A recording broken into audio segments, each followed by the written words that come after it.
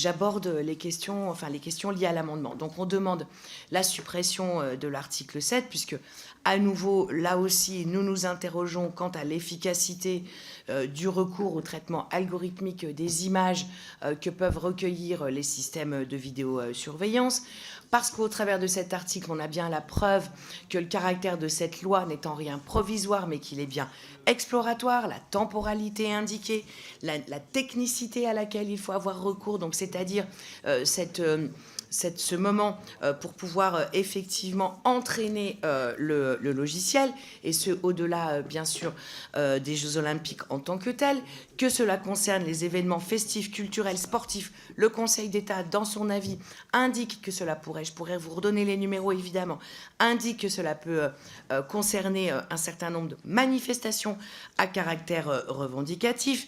Donc la largeur des événements qui peuvent être concernés sont tout à fait évidents.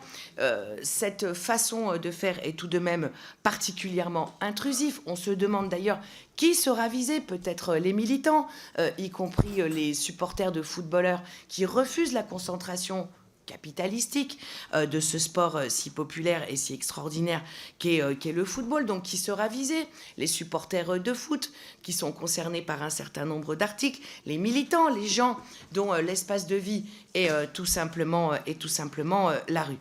Cela nous interroge aussi sur le rapport entre l'homme et la machine. On y reviendra peut-être, mais au fond, aucun n'a réellement la capacité de dire ce qui fonctionne précisément quand la machine détecte tel ou tel événement précité dans le logiciel.